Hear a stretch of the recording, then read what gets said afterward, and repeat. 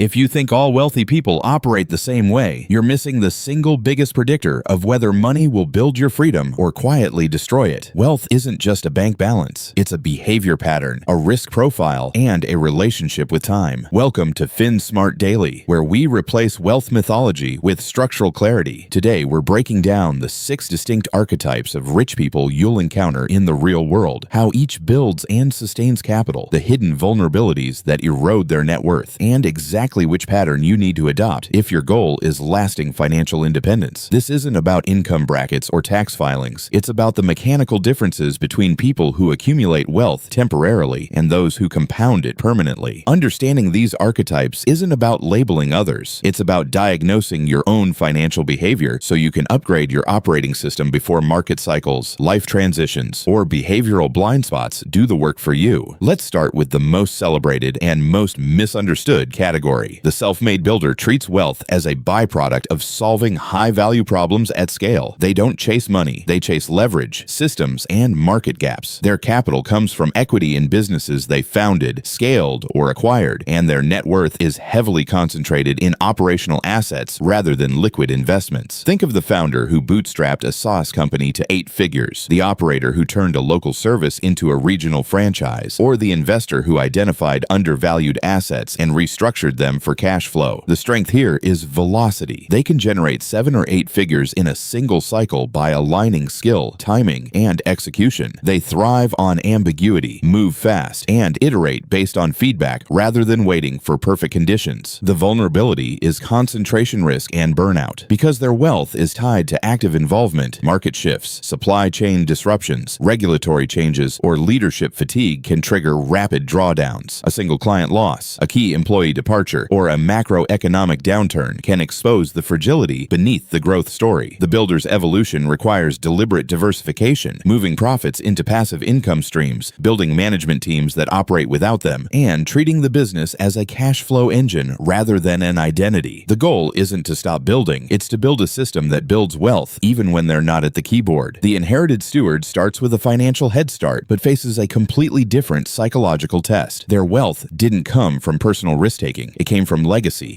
trust structures, or family enterprises. The successful stewards treat capital as a responsibility, not a permission slip. They focus on preservation, tax-efficient structuring, and intergenerational planning. They hire professionals, respect compounding timelines, and avoid lifestyle inflation by design. They understand that wealth preservation requires different skills than wealth creation: patience over aggression, process over intuition, and governance over gut feel. The failure pattern emerges when inheritance meets entitlement, treating wealth as infinite, skipping financial literacy, or making emotional investments without due diligence. We see this in the heir who launches a vanity startup without market validation, the beneficiary who leverages family assets for speculative bets, or the next-gen leader who ignores governance protocols in favor of personal preference. Stewardship isn't about restriction, it's about institutionalizing wealth so it survives market cycles, leadership transitions, and generational turnover. The successful steward builds a family office mindset even if they never formally create one. Clear investment policies, regular performance reviews, and a culture that values financial education as much as capital allocation. The high earner spender confuses cash flow with net worth. They command top-tier salaries, bonuses, or commission structures, often in tech, finance, sales, or specialized professional services. On paper, they look wealthy. In reality, their balance sheet is fragile. They upgrade their lifestyle to match every income bump: luxury vehicles, premium real estate, exclusive memberships, and status-driven consumption. The math is brutal. High income minus high fixed obligations equals zero margin for error. A job loss, industry downturn, or health event exposes the illusion instantly. What makes this archetype so common is that society rewards visible consumption as proof of success. The corner office, the designer wardrobe, the exotic vacation, these become markers of achievement rather than signals of financial health. The pivot requires ruthless expense auditing, converting variable income into automated investments, and shifting identity from earner to owner. Wealth isn't what you bring in, it's what you keep working for you. The high earner who transitions successfully starts treating their salary as seed capital, not spending fuel. They automate savings before lifestyle upgrades, invest in assets that generate cash flow independent of their labor, and build an emergency fund that covers 12 months of expenses, not 3. The mindset shift isn't about deprivation, it's about redirecting capital from status obvious signaling to wealth compounding. The quiet compounder operates invisibly. They don't chase trends, announce exits, or optimize for social validation. Their wealth builds through consistency, patience, and mechanical execution. They maximize tax-advantaged accounts, reinvest dividends, dollar-cost average into broad markets, and let time do the heavy lifting. Their portfolio looks boring. Index funds, quality dividend growers, real estate with long-term leases, and minimal leverage. The strength is resilience. They survive crashes without panic selling because their strategy isn't dependent on timing or speculation. They understand that volatility is the price of admission for long-term returns, not a signal to exit. The vulnerability is opportunity cost and inflation drag if they become too conservative. A portfolio that's 100% bonds might preserve capital in nominal terms, but lose purchasing power over decades. The compounder's upgrade isn't about taking more risk. It's about optimizing asset location, harvesting tax losses strategically, and ensuring their boring portfolio actually outpaces their lifestyle inflation over decades. They review their allocation annually, rebalance mechanically, and adjust only when their personal circumstances change, not when headlines shift. The quiet compounder wins not by being the smartest person in the room, but by being the most consistent. The leveraged investor understands that wealth acceleration requires controlled exposure to other people's money, time, or assets. They use debt strategically, not destructively. Mortgages on cash-flowing properties, margin on diversified portfolios, business lines of credit for acquisitions, or partnership structures that amplify returns without diluting control. Their edge is mathematical. They calculate debt service coverage ratios, stress test interest rate environments, and maintain liquidity buffers that prevent forced liquidations. They understand that leverage magnifies both returns and risks, so they size positions conservatively and monitor covenants closely. The danger zone appears when leverage shifts from tool to crutch, overextension, variable rate exposure during rising rate cycles, or using debt to fund lifestyle instead of income-producing assets turns acceleration into collapse. We see this in the real estate investor who over-leverages during a boom and gets caught in a downturn, the trader who uses excessive margin and faces a margin call, or the business owner who borrows against personal assets without a contingency plan. The master leveraged investor treats debt as a precision instrument, not a shortcut. They model worst-case scenarios, maintain dry powder for opportunities, and never let leverage compromise their sleep. The purpose-driven wealth creator measures success by impact, not just balance sheet size. They build businesses, funds, or platforms that solve systemic problems: clean energy, healthcare access, financial inclusion, education technology, or sustainable supply chains. Their capital deployment aligns with values, but they don't sacrifice returns for idealism. They engineer models where profitability and impact reinforce each other. They attract mission-aligned talent, patient capital, and regulatory tailwinds. The risk is mission drift or over-indexing on narrative over unit economics. When purpose replaces profitability, cash flow dries up and impact becomes unsustainable. We see this in the social enterprise that scales impact but burns through capital without a path to self-sufficiency, the impact fund that prioritizes storytelling over diligence, or the founder who confuses passion with product-market fit. The winners in this category treat impact as a multiplier, not a substitute for financial discipline. They measure both social return and financial return, adjust strategy based on data, and build organizations that can survive beyond the founder's personal commitment. Purpose-driven wealth isn't about choosing between profit and principle. It's about designing systems where both compound together. So which archetype should you aim for? The answer isn't about picking one, it's about sequencing them. Start as a builder or high earner to generate initial capital. Transition into a compounder to protect and grow it systematically. Apply leveraged principles carefully to accelerate without overexposing yourself. Adopt stewardship habits to preserve across cycles. Finally, layer in purpose to ensure wealth serves your life, not the other way around. Wealth isn't a destination, it's an operating system. Upgrade your inputs,